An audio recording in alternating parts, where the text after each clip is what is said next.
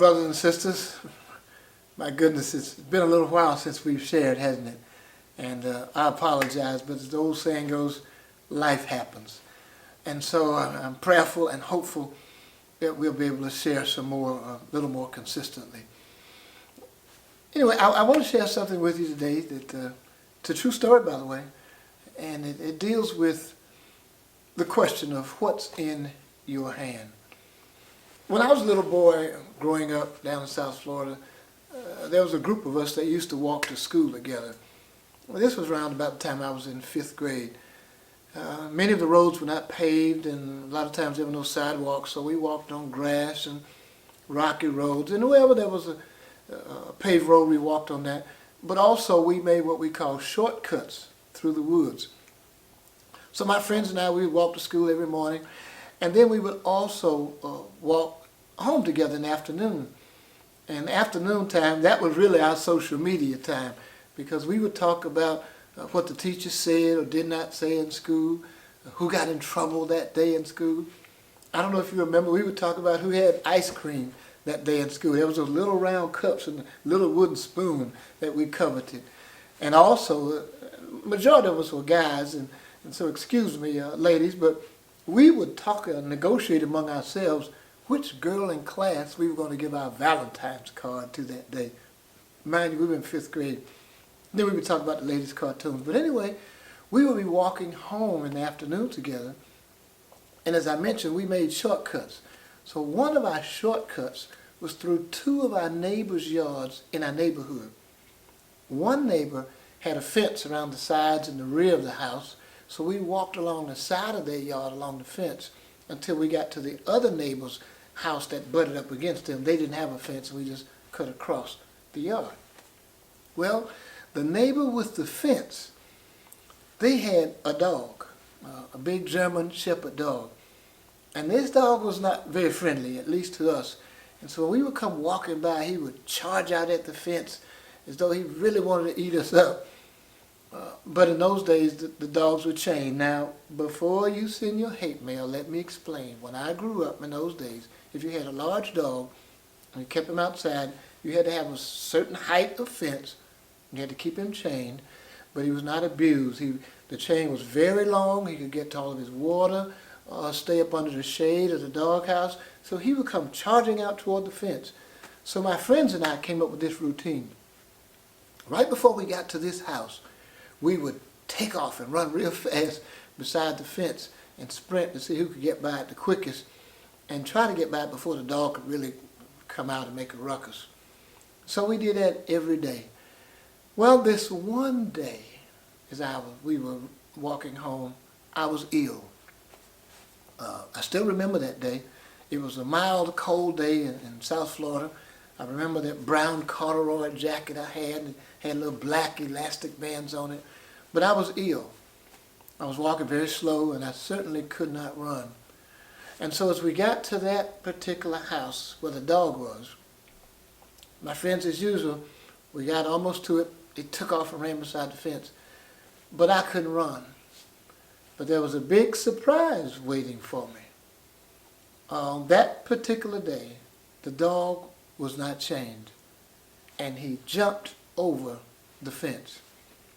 He chased my friends a little bit because they were running, but again, I was left behind walking. And he turned around very slowly and looked at me. And he got this look in his eyes and this growl as if to say, I've been waiting for this. He started walking to me slowly. I just stopped and looked at him, wondering, what am I going to do? Then at that very moment, my survival instincts kicked in. It was fight or flight. I couldn't run.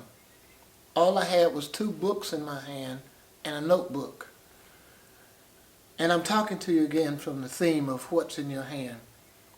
I dropped those books, but I kept the notebook because I realized I could swing it. And so as the dog started charging toward me, I just stood back and tried to make sure I could get a good swing. So when I would swing at him, he would back up. Then he would charge again. I would swing again.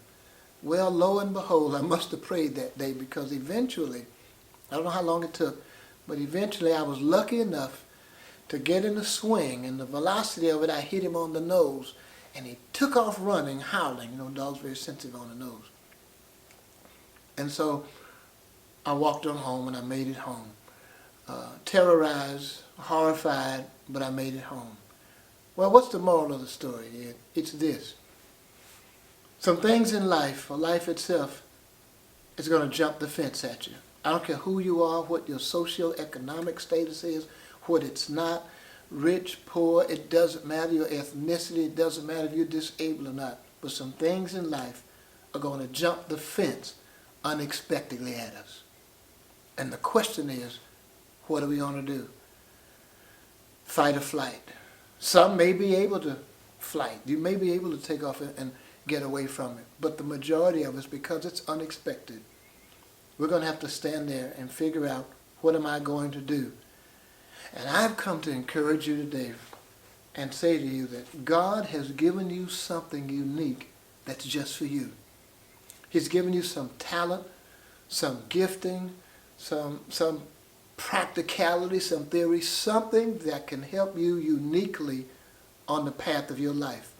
Because the truth of the matter is, 7.5 billion people, almost 8 billion now in the world, but each of us has a unique path, and I believe with every fiber in me that God has given us something special to help each one of us on our unique path of life. The question is, will you take the time to find out what it is? In that instance, as a little boy walking home, it was that notebook in my hand. I was not being mean or cruel. I was simply trying to survive. But what was in my hand was what I used, and it helped me get through the moment. God has given you something to get through this moment and moments to come for those unexpected things that jump the fence in life. Think about it. It may be something unexpected with your child. It may be something in a relationship or marriage. It may be your health. It may be the health of a loved one. Maybe financial devastation or something that's threatening your financial stability that's coming along. But I want to encourage us to not so much focus on the challenge itself, but to refocus and find out and discern what is it that God has already given me, that I already have, that I can use to help me get through this moment. When I was growing up, there used to be an old saying that says, when it rains, it pours. And then in where I grew up, we used to say, if it ain't one thing, it's another. Jim Rohn said it like this. He said, don't wish life was easier, but wish you were better. And I want to say to you that in many times we are better than we think we are. We have more than we think we do. We just have to take the time, hunker down, get with ourselves, talk to our Creator, and find out what He's already given us. One man was over 60 years old. I think he was somewhere between 60 and 65. He hit a tight place in his life, looked like he was going down, but he had this special recipe for chicken. And he would cook chicken and sell it out of his trunk. And lo and behold, he became a global market. One young woman, her name is Dr. Mae Jemison. She said in her biography, as a little girl, she was lying on the sidewalk one night, looking up at the stars. And her dear father said, honey, what are you looking at? She said, Dad, I'm looking up at the stars. I think I want to go there one day. Her father said to her, if that's where you want to go, we'll help her.